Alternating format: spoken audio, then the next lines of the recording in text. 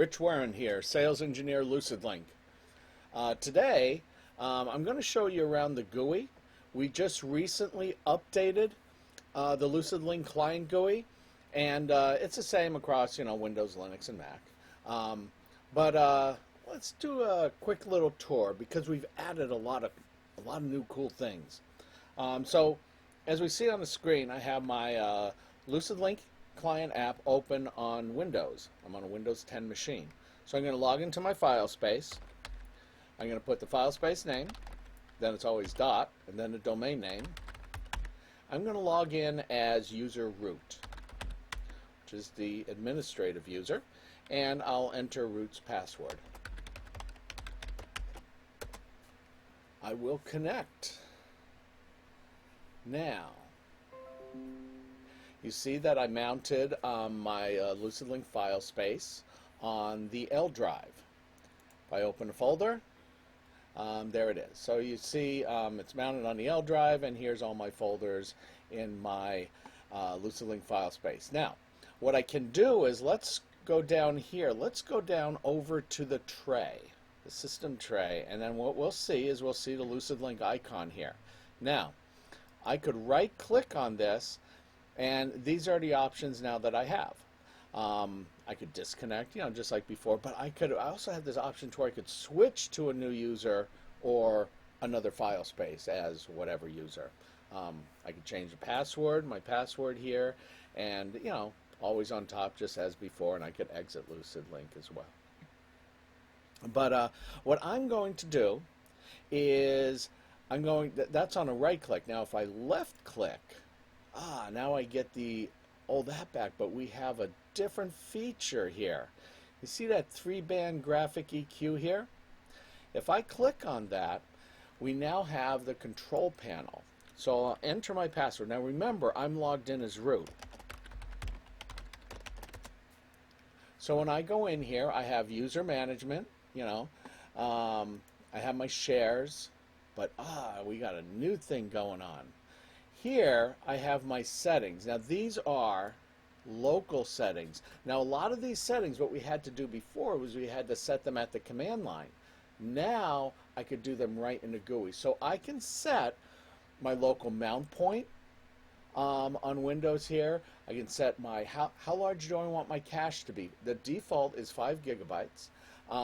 You see I have mine set to 100 gigabytes. I could set my throttling here on a download rate and the upload rate, so I can throttle my upload and my download.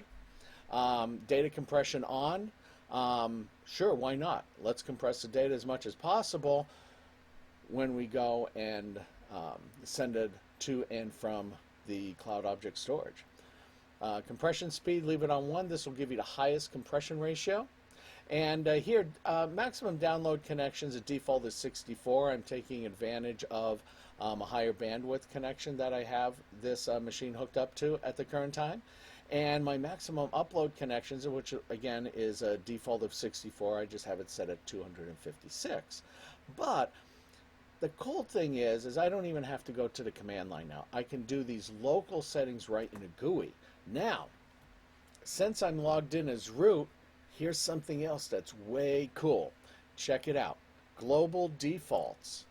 So what I can do here is I can set global defaults for this file space.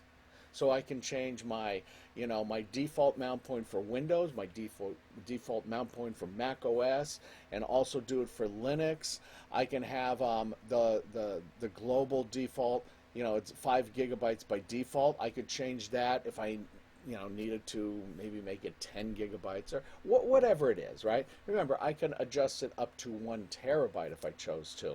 I can set global throttling, upload and download, the compression, just like before.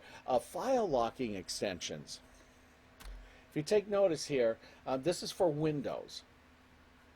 So if I have an application that's more or less a single user application, let's think of QuickBooks single user, and I'm going to have more than one user accessing that QuickBooks file. So I could put the QWB extension in here and will perform the file locking. You also see that I have Revit and AutoCAD in here. This enables AutoCAD users and Revit users and such, right out of the box, they get our file locking capability to where you can have a remote workforce of AutoCAD users all connecting to the same file space, and we're providing the file locking. Way cool. And you see my default maximum download connections 64 and maximum upload connections is 64, all set at the default. So I could set global defaults here, and then if I want to, I can override for this specific machine. You know, I can set my local settings here for those parameters. Now, let's log out, and you're going to see something else that's going to happen here.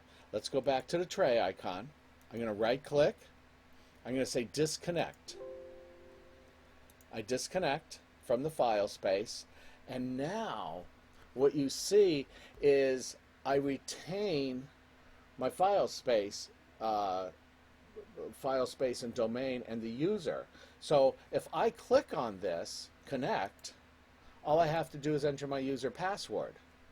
If I go back, I could connect to another file space, or let's just say I want to connect as a different user. I mean, I'm just going to simply click connect here. I'll put a different user in, say, media, and then I'll put the media's password in, and then I'll click connect. Now it's going to come up a little bit different now. You can see I mounted on my local folder, my local my L drive, and now I just have those two folders. That's the permissions that I've been given by the administrator here, by user root. So the user media just has permissions to read or read write to those two folders in my file space. If you remember, I had a bunch more. Now, but let's go over to the client. So I open it up, and I'm going to left click. Now let's go into the control panel, that 3-band graphic EQ there. I click on that. I'm going to say open control panel.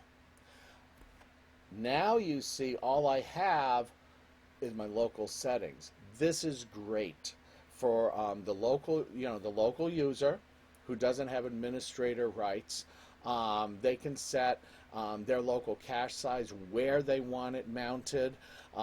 They can set the throttling for them, as it pertains to their internet connection. I mean, we have it set on unlimited by default, but if you're sharing that internet connection with other users in an office, we're going to take as much of that as possible. It's unlimited, right? We will use as much as we can. But if you need to throttle that, right, to let other people, if you want to share that bandwidth with your other colleagues, we can, easily throttle that. But the cool thing is now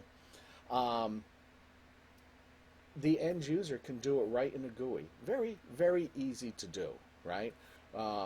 Common settings done here don't need to be done, at the command line.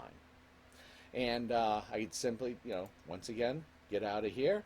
I could go back into the tray icon. Now let me right click on this, and I'm going to say switch user or file space. It's going to be pretty much the same as the disconnect. As you see here, now I have user media for this file space, s3data.warehunt, and I got user root. I can easily connect to another file space, which leaves it all blank, and then I can enter the file space name and the username, and it would retain that as well, to where I just click on it and enter my password.